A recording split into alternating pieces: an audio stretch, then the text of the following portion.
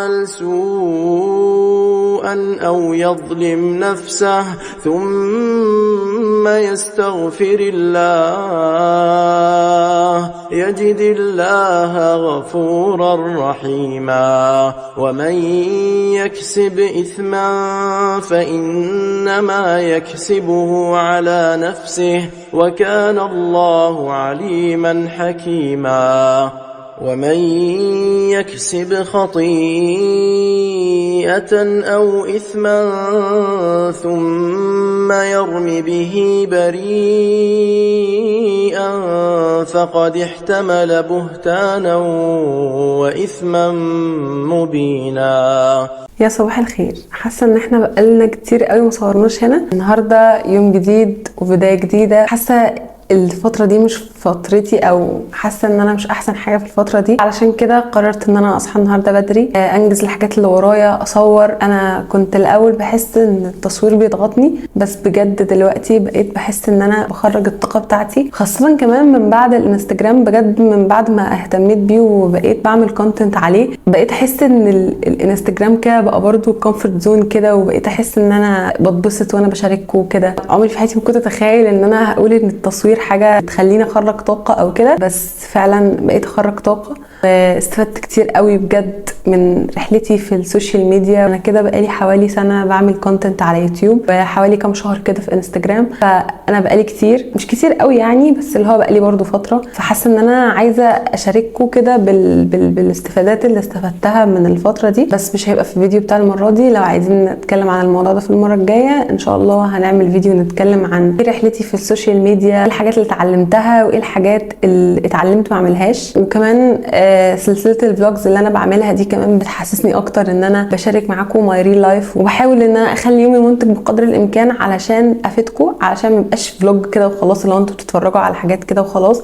لا، لازم تطلعوا مستفيدين من الفيديو، وهو ده هدفي من الكونتنت كرييشن، ان انا عمري ما اعمل حاجه اطلع بس اللي هو بلا هدف. لا، لازم تطلعوا من الفيديو مستفيدين حاجه. فانا كنت قبل كده في اول فلوج صورت وقلت لكم ان انا بكتب سكريبت الفيديو عن الانتاجيه وكده، قلت لكم ان انا هتكلم عن الموضوع ده المره الجايه. ليه بقى ما اتكلمتش عن الموضوع ده واجلته؟ علشان كنت عايزه اخليه في فيديو عن الصحيان بدري. ليه تصحى الساعه 5 الصبح؟ بجد الصحيان بدري ده مفيد بطريقه مش طبيعيه. انا بجد بيبقى موضوع الصحيان بدري ده صعب عليا شويه، عشان انا من الناس اللي بتحب تسهر، فما بعرفش اصحى بدري قوي. بس الفتره الجايه ان شاء الله عايزه احاول ان انا انتظم بجد في الصحيان بدري، عشان اليوم اللي بصحى فيه بدري انتوا مش متخيلين كم الانتاجيه في اليوم بيكون عامل ازاي. احنا صحينا الفجر اللي هو الساعه 5، صليت الفجر وقريت الاذكار، قريت الورد بتاعي وذاكرت، ودلوقتي بصور فيديو وهنصور تاني برضو فيديو للانستجرام، وهننزل نروح الجامعه، هنعمل حاجات كتير جدا، ولسه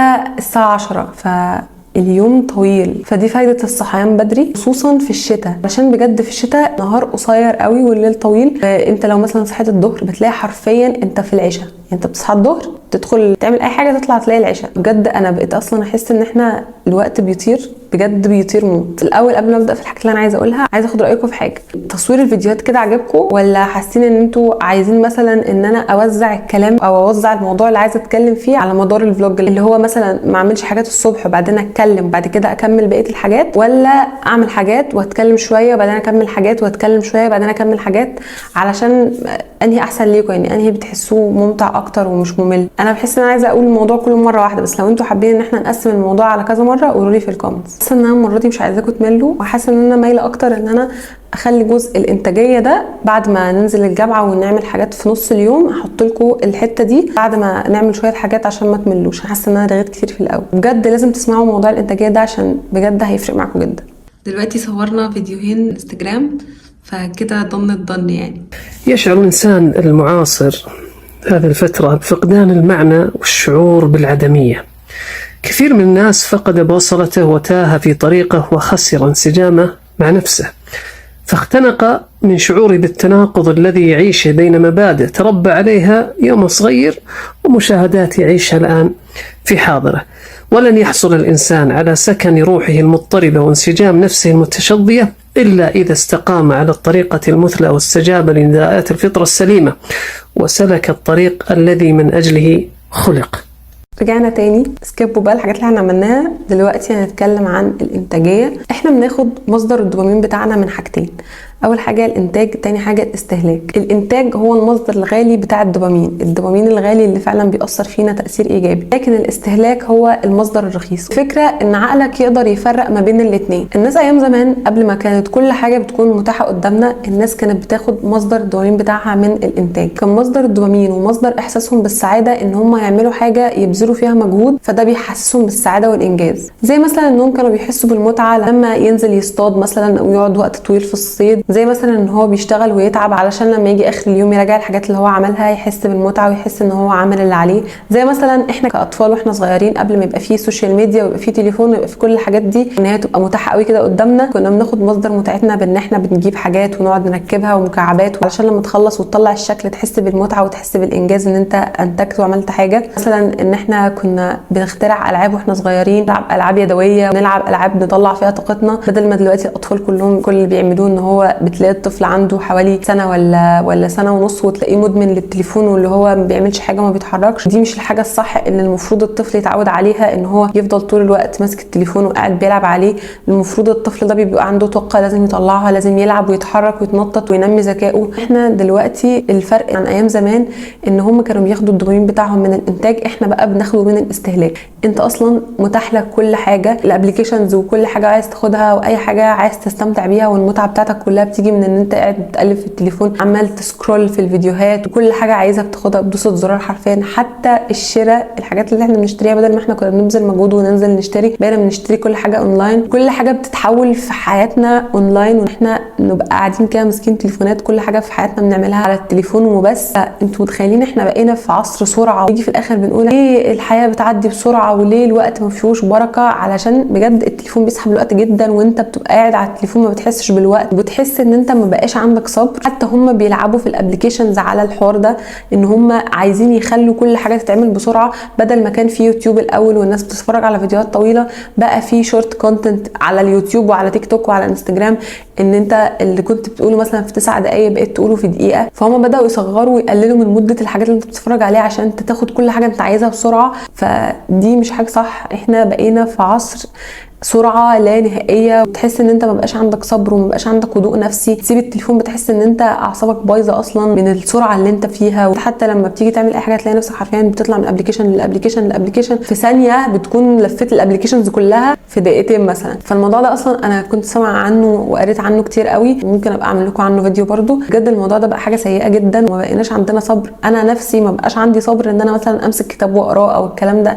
بس بعد ما سمعت الفيديو بجد بقيت عارف اللي هو انت فاهم انت بيتلعب عليك ازاي. فبدات احاول ان انا اسستم دماغي على ان ده مش صح. فحاسه ان انا ممكن احل الموضوع ده بان انا اقرا كتب اكتر، علشان الكتب بتدي هدوء نفسي. ان انت تقعد تقرا كتاب ده بيديك هدوء نفسي. طبعا هتحس في الاول ان انت مش قادر تمسك كتاب كده وتقرا كتب او كده، هتحس ان انت الموضوع صعب عليك جدا، ان انت اصلا بتروح تسمع ملخصات الكتب على يوتيوب علشان انت ما عندكش طاقه ان انت تقرا كتاب. لا بس بجد اقروا كتاب عشان ده هيديكوا هدوء نفسي وراحه نفسيه. هما في الابلكيشنز اللي بيعملوها دي بيلعبوا على حته المكافئات ونظام المكافئات في دماغك، ان انت بتبقى كل اللي انت بتفكر فيه اللي هو ايه، انا هسكرول اكتر علشان كل ما اسكرول هلاقي فيديو تاني احلى من الفيديو اللي انا اتفرجت عليه. فهتفضل تقلب تقلب تقلب لحد ما بتيجي تلاقي نفسك في اخر اليوم ما عملتش اي حاجه من المفروض تعملها، وتلاقي يومك كله ضاع في السكرولنج والتقليب، ان انت عمال بتتفرج على فيديوهات وبس. طيب ليه احنا كجيل نسبه المستهلكين فيه اكبر من نسبه المنتجين بكتير جدا؟ لان احنا حرفيا كل حاجه متوفره قدامنا، ودماغك بتدور على المتعه الفوريه اللي انت بتاخدها دلوقتي من قعدتك على التليفون. اللي هو لو انا دلوقتي بقول لك قوم ذاكر واتعب علشان مثلا تيجي في الاخر تلاقي متعه ان انت نجحت او جبت المجموع اللي انت عايزه او جبت الدرجه اللي انت عايزها، او مثلا بقول لك قوم اشتغل عشان تحقق ذاتك وتحقق كاريرك وتحقق الحاجه اللي انت عايزها، ففي الاخر انت هتاخد دوبامين. وجيت على عكس ده قلت لك مثلا قوم دلوقتي امسك التليفون واتبسط والعب على التليفون واعمل الحاجات اللي انت عايزها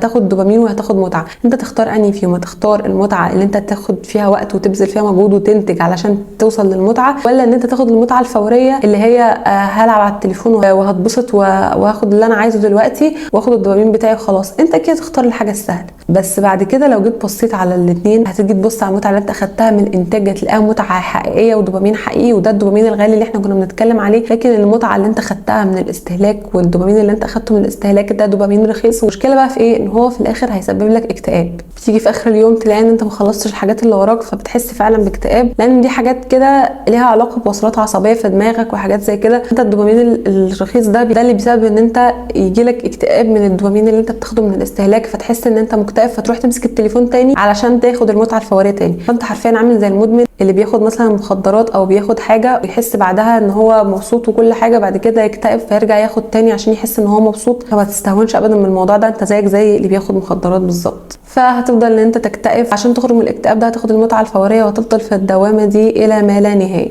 عشان كده اغلب الاجيال الجديده بيبقى عندهم اكتئاب اكتر من الاجيال القديمه. بيهرب بقى من الاكتئاب ده بان هو يقعد يمسك التليفون، ياكل فاست فود، يلعب بقى ويضيع وقت ويفضل بقى في الدوامه دي كتير. احنا عرفنا الانتاجيه وعرفنا ايه مصدر الدوبامين وعرفنا بقى ايه اللي بيعمله في حياتنا والكلام ده كله. ايه بقى الحلول؟ اول حاجه لازم تحوط نفسك بالناس اللي انت عايز تكون شبهها. اعمل انفولو لكل الناس اللي انت بتتفرج عليهم حرفيا ما بيفيدوكش باي حاجه وبتتفرج على حياتهم وبس. حوط نفسك بالناس الناجحه وشوف انت عايز توصل لايه، واعمل فولو للناس اللي وصلت للحاجات اللي انت عايز توصل لها علشان تشوف هم مشيوا في حياتهم ازاي وتشوف هم عملوا ايه وتستفيد من خبراتهم. نظف كده الفولوينج ليست بتاعتك وخلي فيها الناس اللي فعلا انت بتستفيد منهم والناس الناجحه، علشان لما تيجي تدخل حتى على انستجرام او تدخل على الابلكيشنز بتاعتك ما تحسش حتى ان انت قاعد بتتفرج على حاجات تافهه وحاجات ملهاش لازمه. لا، انت بتتفرج على حاجات مفيده هتشجعك ان انت تقوم تعمل الحاجات اللي وراك وتبقى شخص ناجح. ده فعلا عن تجربه، ان انا مثلا اكونت البابليك بتاعي كل اللي عليه حرفيا ناس بتعمل كونتنت محترم، والناس اللي انا متابعاهم على الاكونت ده ناس بجد بتعمل كونتنت مفيد. فلما بدخل على الاكونت البابليك بتاعي بحس ان انا بقيت احب ان انا اتفرج فيه اكتر، وبقيت احس ان انا